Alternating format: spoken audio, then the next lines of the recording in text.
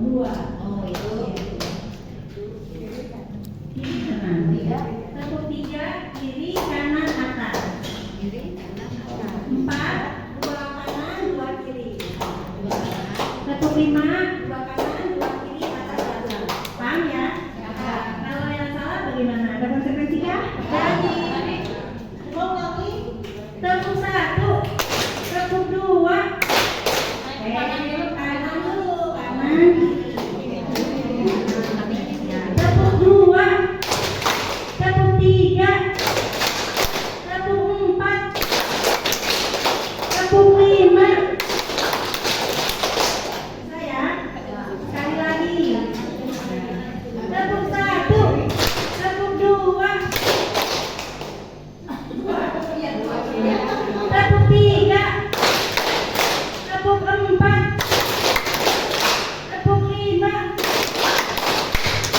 tepuk 5. Terima kasih Bapak Ibu. Bukan berarti bahwa guru BK itu udah hebat kita. Jadi kita ingin memberikan pemahaman ke siswa bahwa mereka juga bisa hebat. Jadi kemampuan yang ada, keterampilan yang ada di pelajaran kompetensi guru BK itu diaplikasikan ke kehidupan sehari-hari gitu, ke siswa yang peserta didik. On job learning gitu ya. Jadi pelatihan ini sudah saya laksanakan di Parung BGP P43 Penjas BK di Parung itu sekitar 4 hari. Jadi seluruh guru BK yang ada di Kota Tangerang baik SMA maupun SMK itu mengikuti pelatihan kompetensi. Ya, jadi ini sebenarnya yang saya akan kasih ke Bapak Ibu adalah jurus yang kelima, yaitu jalin koneksi. Kenapa saya memberikan jalin koneksi? Karena menurut saya penting buat Bapak Ibu untuk membangun koneksi ya, ini juga koneksi ya, hubungan antar individu dari guru ke murid ke lingkungan sekolah ya, bahwa kita sama-sama saling membutuhkan gitu, bahwa hubungan empatik ya, komunikasi empatik yang baik itu harus kita punya keterampilan. Gimana caranya ya, nanti kita bahas ya. Oke. Mungkin speaking dulu ya, agar mereka pun itu butuh yang namanya didengarkan ya, bahwa mereka juga ada rasanya dihargai, kebutuhan dasarnya terpenuhi gitu ya. Jadi ada aktivitas yang saya lakukan kepada ibu-ibu, ada aktivitas refleksi, konsep dan aplikasi. Ya, ini sebagai pendekar kali ini kamu belajar jurus jalin koneksi. Siapkan diri dan konsentrasi. Siluman judgment akan menghalangi. Lawan dan kalahkan siluman itu sebagai tanda kamu sudah bisa menguasai. Ya, mungkin Bapak Ibu dua kalimat di bawah ini kita ngomong sama-sama ya. Ya, silakan. 1, 2, 3.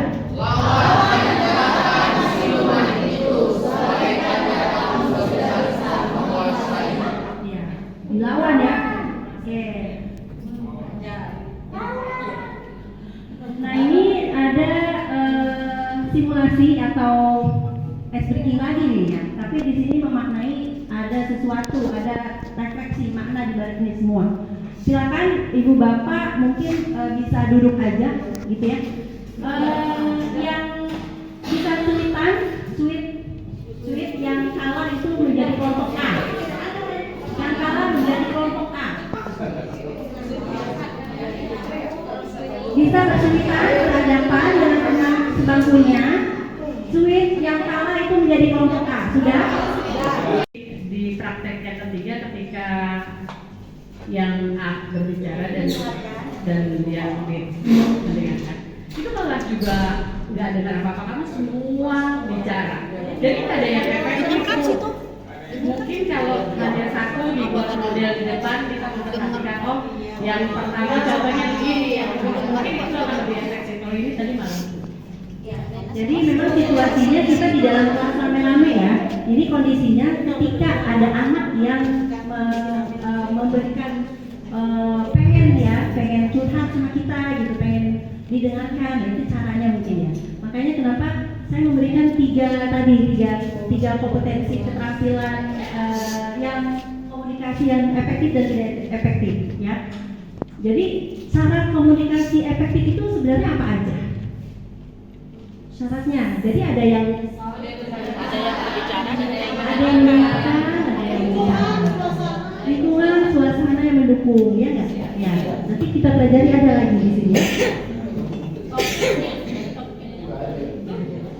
Jadi ini ada rumusnya. Dengan jang, ya. Dedikasikan tubuh dan jiwa kita, ya, bahwa kita harus all out gitu ya. Kita harus mendengarkan, harus memposisikan diri bahwa tubuh kita berada di rohnya dia, bahwa kita tuh ada ya, nyaman, dia tuh merasa nyaman buat kita ya. Ekspresi diperhatikan, ekspresi itu ya raut muka, gerakan tangan gitu ya. Netralkan posisi ya ada. Kenapa kira-kira?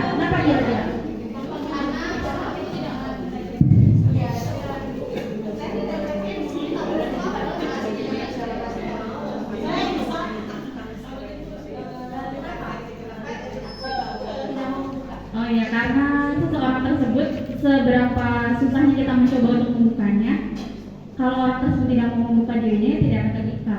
Yang ada malah akan menyakiti orang tersebut. Yang bisa gimana yang bisa? Tadi Bu Ida begini. Kalau nggak dibuka saya jilat nih.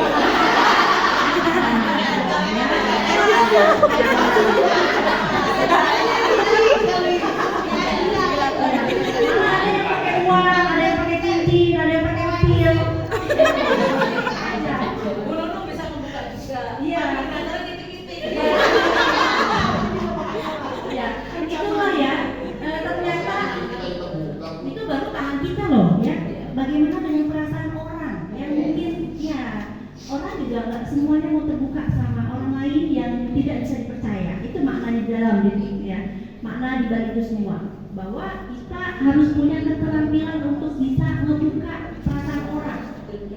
Makanya ada pertanyaan-pertanyaan yang terbuka dan tertutup tadi ya. Ya, ini koreksi sebelum refleksi ada namanya polis ya, bahwa kita juga mungkin sebagai guru belum sempurna ya, masih ada hal-hal yang mungkin kita harus belajar gitu ya, masih menghakimi siswa bodoh, siswa nakal, siswa apa lagi? PMM teman-teman udah dapat sertifikat tentang ini ya, ya, jangan salah nyebut, bukan restitusi, tidak restitusi ya. Kita harus bisa bagaimana caranya koneksi ini ya, si siswa ini dapat merasa aman, nyaman ya. Satu, menstabilkan identitas ya, bahwa kita tuh tahu bahwa dia salah ya. Oh ya nak, semua manusia pasti melakukan kesalahan. Ibu pun demikian. Ibu pernah melakukan kesalahan. Stabilkan dulu identitasnya, ya.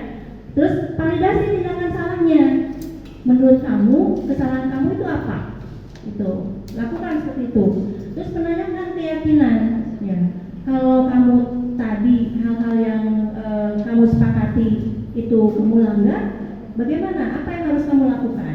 Ya. Jadi ditanyain lagi kesepakatannya, bagaimana cara melakukannya untuk keluar dari zona itu. Jadi dia, si anak itu ngerasa ada tanggung jawab, ada diberikan terbuka ya pikirannya untuk bisa mengendalikan atau memikirkan sesuatu untuk menyelesaikan masalahnya. Itu. Terus pendekatan ini sebenarnya kebutuhan tentang bertahan hidup, memperoleh kasih sayang, ya, kekuasaan ini ke arah guru BK Nah ini bahwa tindakan dan pikiran itu biasanya ada di depan. Ini seperti roda ya. Ini ibaratkan ini adalah mobil, ya, roda depannya adalah tindakan dan pikiran, bahwa tindakan dan pikiran itu akan dikontrol atau dipengaruhi, ya, dipengaruhi dari awal, ya. Kalau yang terakhir perasaan fisiologis itu bisa terakhir, ya, bisa pengaruhnya itu tidak secara langsung.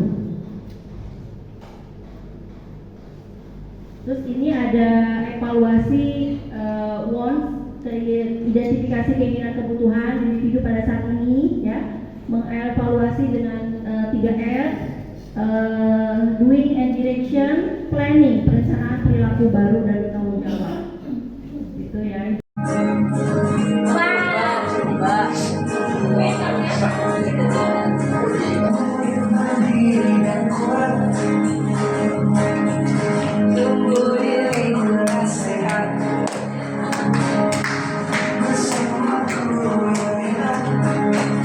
Penuh cinta dan sahabat, mendidik dengan tulus, gunakan jujur,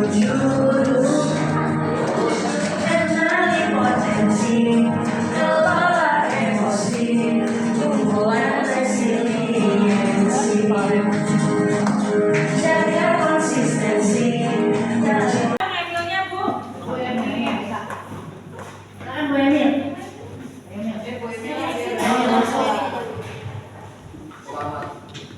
Baik, terima kasih Bu Inaya.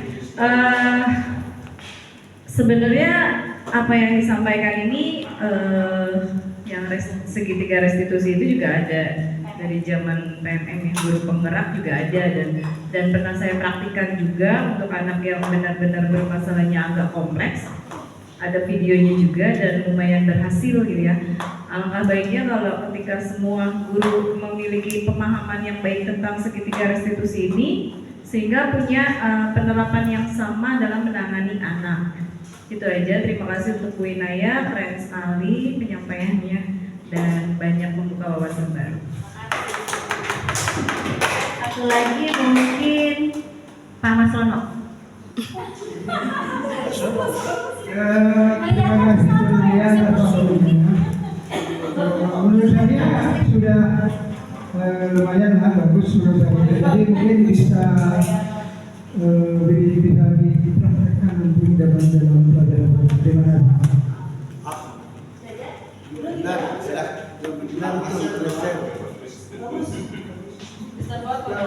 Ya, kalau ini kan keterampilan individu ya, semuanya juga bisa menggali, dan mungkin pelan-pelan aja ibu-ibu, mungkin kalimat-kalimat yang anak-anak bikin nyaman itu seperti apa, itu dibiasakan untuk mengolah gitu kalimat-kalimat itu, sehingga anak ngerasa bahwa apa yang mungkin dia mau sampaikan itu dia nggak takut gitu. Melihat kita yang cemberut, yang mukanya mungkin sudah nggak bisa lagi ramah gitu ya, nggak bisa ya dari penampilan kita aja dia nggak mau terbuka ya, apalagi untuk ngedeketin gitu ya. Nah itu dulu deh gitu.